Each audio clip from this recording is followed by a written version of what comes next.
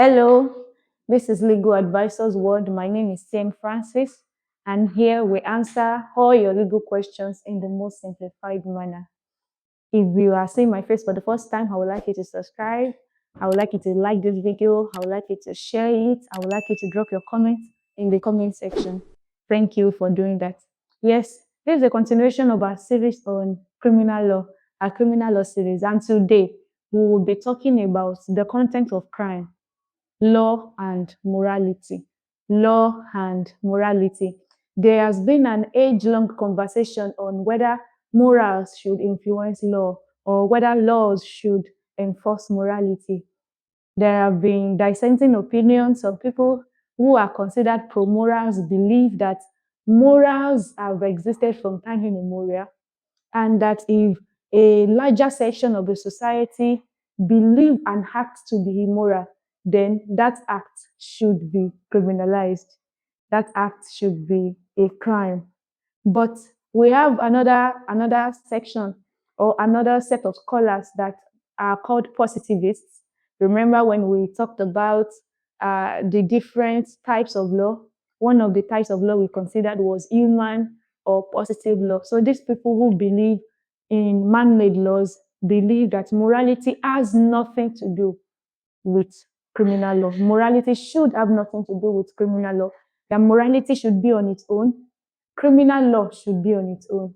But people who are pro-morals believe that there is an interplay between morality and criminal law. In fact, if an act is believed by a larger population of people, like a larger part of the society, as an immoral act, then that act should be criminalized. That act should be a crime. Let's backtrack a little. What are morals? Morals are, like values. Actions that are considered immoral are actions that we believe a good human being shouldn't indulge in. The challenge for morality is that it is ambulatory, or we can say it is angularized.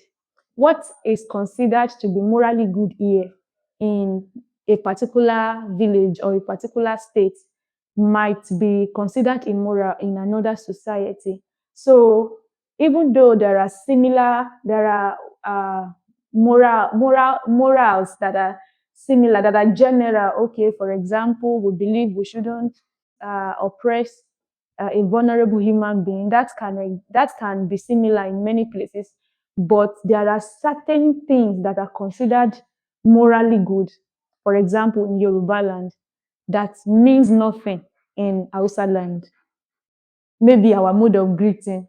In Yoruba land, a lady is supposed to kneel down and greet, while a man is supposed to prostrate and greet an elder. In Hausa land, they do not kneel down to greet. The ladies do not have to kneel down to greet. So a lady who has refused to kneel down to greet an elder in Yoruba land might be considered morally wrong. That action might be considered a disrespect to elders, which is a moral wrong. But in Hausa land, a lady not kneeling down to greet an elder might not mean anything. So morality is ambulatory. It can change from place to place. So that is one of the challenges with morality. However, that does not mean that morality does not play a role at all in criminal law. Morality does play a vital role in criminal law, to be realistic. Okay, before we even delve into that, let's mention other examples of moral wrongs or morality. For example, indecent dressing is considered a moral wrong. Disrespect to elders is considered a moral wrong. In certain places, smoking is considered a moral. That's an example. Smoking in certain places is considered a moral wrong, while in other societies it is considered acceptable. It is considered okay, and in fact, they even create places where people can smoke. That is an example of how ambulatory morality can be. Yes. And in certain places, prostitution, or in many places, prostitution is considered a moral wrong. You will notice that these examples I am giving are not necessarily crimes. Yes, they are not necessarily crimes. For example, indecent dressing is not a crime in Nigeria. disrespect to elders is not a crime in Nigeria. So the fact that something is considered a moral wrong does not automatically translate it to a crime. For positivists, they believe, these are people, don't forget, these are people that believe that morality has nothing to do with criminal law. They believe that we should ask two questions. The first is that, does criminal law has the right to judge public morality? Does criminal law have the right to delve into public morality? Three questions actually.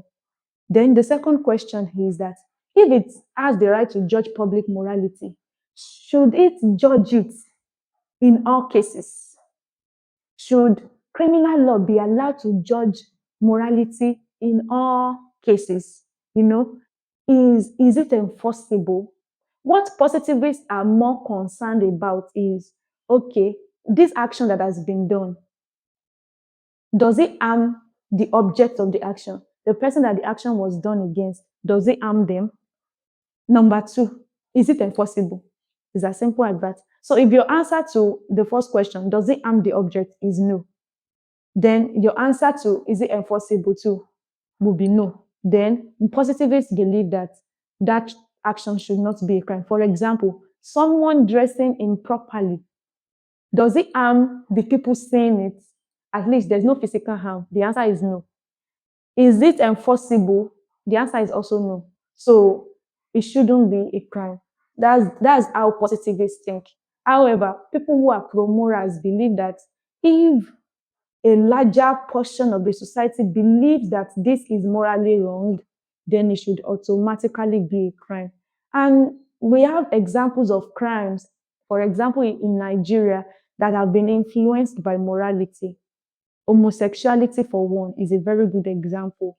Gays, lesbianism, being bisexual, uh, homosexuality generally is considered immoral in most cultures. In fact, I think all cultures in the territory we now call Nigeria. So because it is considered immoral, it has been criminalized. It is a crime for a gay marriage to be conducted in Nigeria. It is against our law. But in another society, maybe like the United States, it is no longer considered immoral, and therefore it is no longer illegal in many states in the United States. So you can see that we can't totally cut morality away from criminal law. It has its place, it influences criminal law, but what is morally wrong does not automatically translate to crime. Like I explained in one of our previous videos, that for something to be considered a crime in Nigeria, it has to be codified somewhere. It has to be written somewhere as a crime. If it is not written somewhere, then the court will recognize it as a crime. You can't charge someone for an unwritten crime. If it is not written somewhere in a particular statute, maybe in the criminal code or in the penal code, or in maybe an administration or criminal justice law somewhere, then it is not a crime. You can't simply say because it is immoral, then it is a crime. So that's like having a basic understanding of the interplay between morality and criminal law.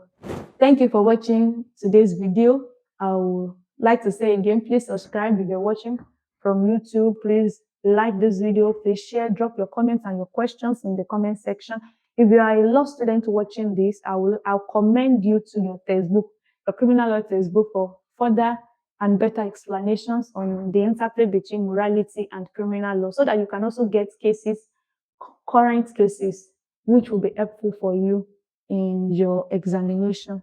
Thank you for watching. Bye for now. I call you blessed.